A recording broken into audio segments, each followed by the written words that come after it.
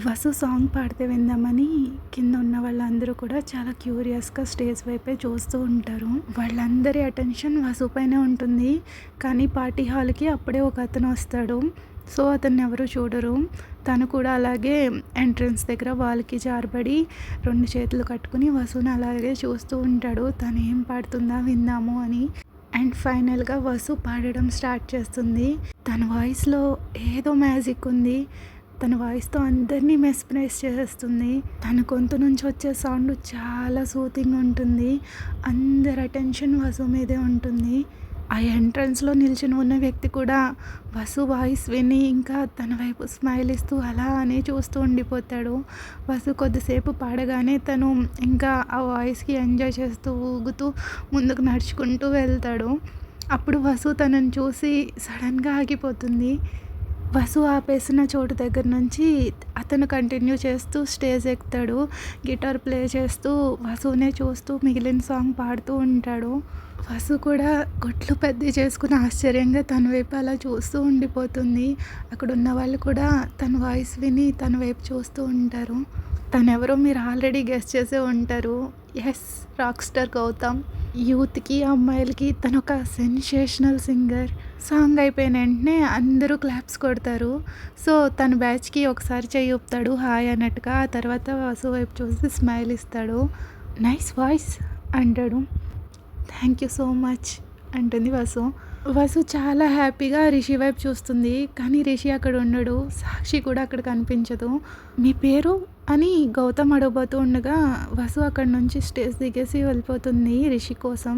వసు రిషి కోసం వెతుకుతూ ఉండగా ఎవరూ లేని ఒక ప్లేస్లో రిషి సాక్షి మాట్లాడుకుంటూ ఉంటారు.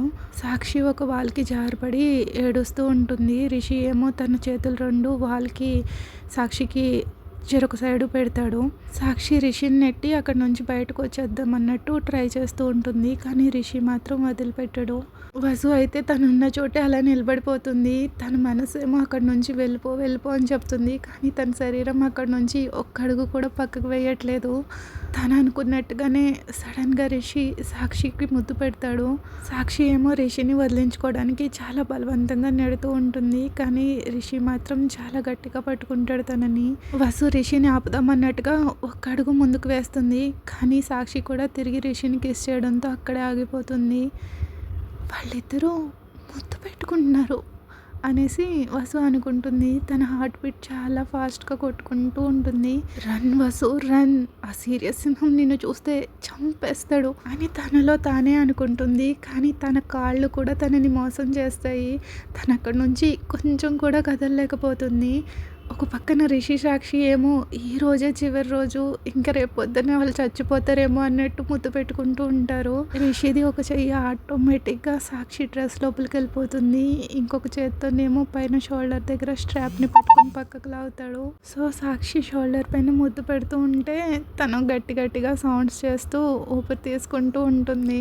సాక్షికి అలాగే ముద్దులు పెడుతూనే తను లోపల పెట్టిన చేతిని బయటికి తీసి వాళ్ళ పక్కనే ఉన్న డోర్ ఓపెన్ చేసి సాక్షిని లోపలికి తీసుకెళ్ళిపోతూ ఉండగా వసు ఫోన్ రింగ్ అవుతుంది. ఫోన్ సౌండ్ వినిపించగానే రిషి సాక్షిలు ఒకరికొకరు సంబంధం లేదన్నట్టు దూరంగా విడిపోతారు. రిషి భయంగా సౌండ్ ఎటువైపు నుంచి వచ్చిందా అని అటువైపు ఆ వ్యక్తి వైపు చూస్తాడు. వసు ఏమో ఆ ఫోన్ పట్టుకుని సారీ అన్నట్టు చాలా భయపడుతున్నట్టు ఎక్స్ప్రెషన్స్ ఇస్తూ రిషి వైపు చూస్తుంది. నేను ఇలా వెళ్తున్నాను, నాకు అక్కడ ఏదో కనిపించింది, నేనేం చూడలేదు, సారీ సార్ అని చెప్పేసి వసు అక్కడి నుంచి పారిపోతుంది. రిషి సాక్షి వైపు చూస్తాడు. సాక్షి ఏమో తలదించుకుని తన డ్రెస్ని సర్దుకుంటూ ఉంటుంది. రిషి తనని అలా చూసి కళ్ళు గట్టిగా మూసుకుని చేతి పిడుకులు గట్టిగా బిగించుకుంటాడు. వసుధారా అంటూ పళ్ళు గట్టిగా కొరికి నువ్వు అయిపోయావు అని అక్కడి నుంచి వెళ్ళిపోతాడు. రిషి కూడా వసుని ఫాలో అవుతూ వసు వెనకే వెళ్తాడు. తన జనంలో ఉండడం చూసి తను అక్కడి నుంచి ఒక మూలకి లాక్కుని వెళ్ళిపోతాడు వసుని.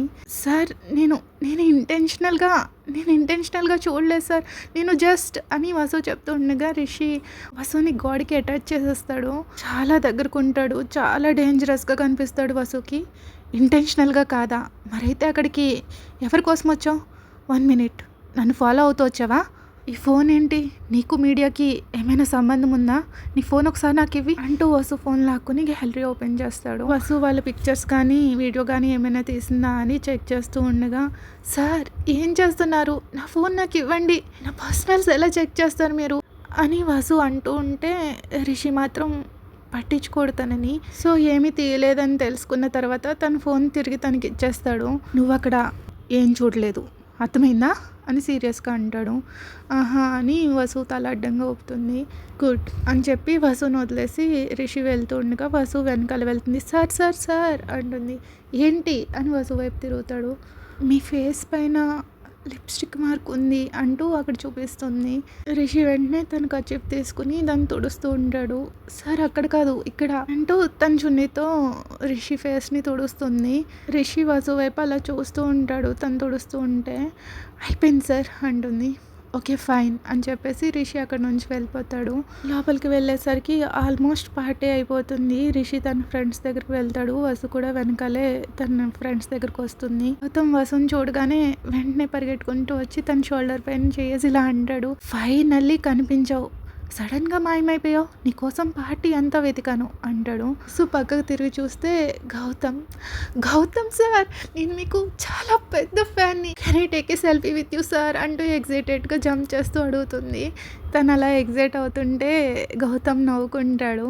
సరే అని సెల్ఫీ ఇస్తాడు. So tell me about your self, ఎవరు నువ్వు అని వసుని అడుగుతాడు. లోపు మను వచ్చి, వావ్ గౌతమ్ ఏంటి సడన్ సర్ప్రైజ్, నువ్వు వస్తావని అనుకోలేదు, ఎందుకు రాను, గెట్ టుగెదర్ అని చెప్పారు కదా అని అంటాడు. అప్పుడు సిద్ధు, గెట్ టుగెదర్ మాత్రమే కాదు, రంజిత్కి ఎంగేజ్మెంట్ అయ్యింది, తను సాక్షిని పెళ్లి చేసుకోబోతున్నాడు, తనే సాక్షి అంటూ రంజిత్ వైపు సాక్షి వైపు చూపిస్తాడు. ఓకే దట్స్ గుడ్ అంటాడు. ఇంకొక క్లాస్మేట్ ఏమో, రంజిత్ మాత్రమే కాదు రిషి కూడా ఈ అమ్మాయిని పెళ్లి చేసుకోబోతున్నాడు, తినే వస్తారా అని చెప్తాడు. అది వినగానే గౌతమ్ మొహంలో చిరునవ్వు మాయమైపోతుంది. ఓహ్ మళ్ళీ బ్యాడ్ టైమింగ్, అయితే వసుతారా అంటాడు. మీరు నన్ను వసు అని కూడా పిలవచ్చు అని వసు అంటుంది నవ్వుతాం. వసుతారా, వసు సో స్వీట్, నీ పేరే కాదు నువ్వు కూడా అంటూ దిస్ ఈజ్ గౌతమ్ వీళ్ళ క్లాస్మేట్ అని చెప్పి తన మ్యారేజ్కి కంగ్రాచులేషన్స్ చెప్తాడు. రిషి వైపుకి తిరిగి అదృష్టవంతుడివి అంటూ తన షోల్డర్ పైన తడతాడు. అప్పుడు రిషి చిన్నగా, అంత అదృష్టం నాకొద్దు బాబు, కావాలంటే నువ్వే తీసుకో ఆ అదృష్టాన్ని అని చిన్నగా కొనుక్కుంటాడు. అను ఏమో ఆపు అన్నట్టు కళ్ళతో సైగ చేస్తాడు. రిషి అన్నది వసు కూడా వింటుంది. తన మొహం ఆడిపోతుంది కానీ తన నవ్వుతో కవర్ చేయడానికి చూస్తుంది. సరే ఇంతకీ మీ పెళ్ళెప్పుడు అని గౌతమ్ అడుగుతాడు. ముగ్గురు ఫ్రెండ్స్ 3 సమాధానాలు చెప్తారు. త్వరలోనే అని మను అంటాడు. ఇప్పుడే కాదని రిషి అంటాడు. కొన్ని రోజుల తర్వాత అని సిద్ధు అంటాడు. వాళ్ళతో పాటే వసు వాయిస్ కూడా వినిపిస్తుంది 1 సంవత్సరం తర్వాత అని. గౌతమ్ అయోమయంగా అందరి మొహాల వైపు చూస్తూ ఉంటాడు. అప్పుడు రిషి ఇలా కవర్ చేస్తాడు. యాక్చువల్లీ వసుకి కొంత టైం కావాలి, అందుకే మేమిద్దరం ఇంకా పెళ్లి చేసుకోకూడదని నిర్ణయించుకున్నాం, తను ఇంకా చిన్నపిల్లే కదా కంగారు ఏముంది అంటూ వసు షోల్డర్ పైన చేయి వేసి దగ్గరకు లాక్కుంటాడు. వసు షాకింగ్గా రిషి వైపు అలా చూస్తూ ఉండిపోతుంది. అప్పుడు గౌతమ్ జోక్ చేస్తాడు. తను చిన్నపిల్లే కానీ మన వయసు అయిపోతుంది, అది మర్చిపోకు, పెళ్ళి చేసుకోవడానికి ఇదే కరెక్ట్ టైం, నా ఉద్దేశం ఏంటో నీకు అర్థమైంది అనుకుంటా అని గౌతమ్ కనుకొడతాడు. ఆ జోక్ అక్కడ ఉన్న వాళ్ళందరికీ అర్థమయ్యి నవ్వుకుంటారు. కానీ తెంగరపిల్ల వసుకు అర్థం కాదు. అక్కడే నిలబడిపోయి అలా ఉంటుంది. ఎందుకు అందరూ నవ్వుతున్నారు అని రిషిని నెమ్మదిగా అడుగుతుంది. రిషి వసు వైపు చూసి స్మైల్ ఇస్తాడు. ఏం లేదు, దీని గురించి అడిగి నన్ను కాంప్లికేట్ చేయకు, అలాగే నిన్ను నువ్వు కాంప్లికేటెడ్ సిచ్యువేషన్లో పెట్టుకోకు అంటాడు. సో అలాగా గెట్ టుగెదర్ పార్టీ చివరికి చేరుకుంటుంది. అందరూ ఎవరింటికి వాళ్ళు రెడీ అవుతూ ఉంటారు. వసు ఏమో ఎక్స్క్యూజ్ చేసి వాష్రూమ్కి వెళ్తుంది. వసు వాష్రూమ్ నుంచి బయటకు వచ్చేలోపు తన గురించి ఒక అనుకోని వ్యక్తి అక్కడ వెయిట్ చేస్తూ ఉంటుంది. ఎవరో కాదు, సాక్షి హ్యాండ్ వాష్ ఏరియా దగ్గర నిల్చుని ఉంటుంది. వసు కూడా హ్యాండ్ వాష్ చేసుకుంటూ ఉంటే వసునే అలా చూస్తూ ఉంటుంది. వసు ఒకసారి పక్కకు చూసి తనని పట్టించుకోకుండా మళ్ళీ హ్యాండ్ వాష్ చేసుకుంటూ ఉంటుంది. కానీ సాక్షి సడన్గా వసు హ్యాండ్ పట్టుకుని తన వైపు తిప్పుతుంది. వసుకి తన చెయ్యి చాలా నొప్పిగా అనిపిస్తుంది. ఏం చేస్తున్నారు, వదలండి, నన్ను నొప్పిగా ఉంది అంటూ తన చేయిని విడిపించుకోవడానికి ట్రై చేస్తుంది వసు. నా ముందు షో ఆఫ్ చేయడానికి ఎంత ధైర్యం నీకు, గుర్తుపెట్టుకో, నిన్ను కానీ మళ్ళీ రిషితో చూశాను అంటూ వసు ఫేస్ పట్టుకుని మిర్రర్ వైపు తోసేస్తుంది. మిర్రర్లో నీ ఫేస్ చూసుకున్నావా? ఇకపై ఈ ఫేస్ని ఎవ్వరు గుర్తుపెట్టలేనంత దారుణంగా మార్చేస్తా. Rishi is mine, only mine. నువ్వు ఈ సిచ్యువేషన్ని అడ్వాంటేజ్గా తీసుకోవాలని చూస్తే అని చెప్పి వసుని నేలపైకి తోసేస్తుంది. పిచ్ అని చెప్పి తను హీల్స్తో సౌండ్ చేసుకుంటూ వాష్రూమ్ నుంచి బయటకు వెళ్ళిపోతుంది. వసు తన మణికట్టు పైన రబ్ చేసుకుంటూ ఉంటుంది. చాలా నొప్పిగా అనిపిస్తుంది గట్టిగా నొక్కేసేసరికి. సో వెళ్ళి వాళ్ళతో చెప్దాం అనుకుంటుంది సాక్షి గురించి. కానీ తను వెళ్ళేసరికి రిషి చాలా కోపంగా ఉంటాడు. సో ఇంకేం మాట్లాడదు. ఇంతసేపు ఎక్కడికి వెళ్ళావు అని అరుస్తాడు.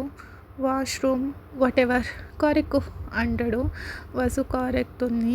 రిషి కార్ స్టార్ట్ చేసి వసుని దగ్గరలో ఉన్న బస్ స్టాప్ ముందర ఆఫ్ చేసి అక్కడ దిగేయమంటాడు. కానీ మను పట్టుబట్టడంతో ఇంకా వసు హాస్టల్ దగ్గర తీసుకెళ్ళి అక్కడ డ్రాప్ చేస్తాడు.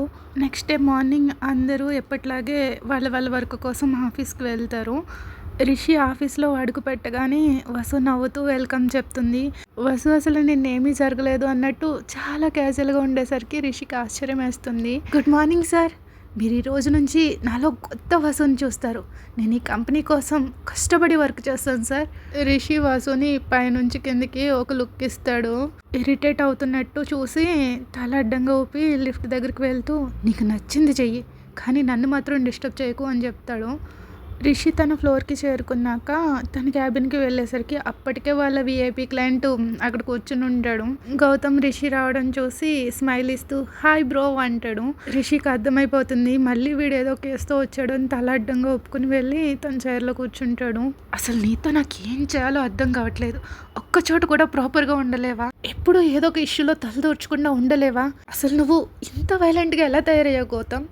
రిషి మాట్లాడుతూనే ఉంటాడు. కానీ గౌతమ్ ఏం పట్టించుకోకుండా తన మొబైల్లో వీడియో గేమ్స్ ఆడుకుంటూ ఉంటాడు. గౌతమ్ ఏం చేస్తున్నావు, నువ్వు ఎందుకని ఇలా అని రిషి చెప్తూ ఉండగా స్టాప్ ఇట్ రిషి, నువ్వు కూడా నాకు క్లాస్ పీకుతున్నావా? మార్నింగ్ నుంచి కాల్స్లో డాడ్ ఇంకా నా మేనేజర్ ఫుల్ వేసుకున్నారు.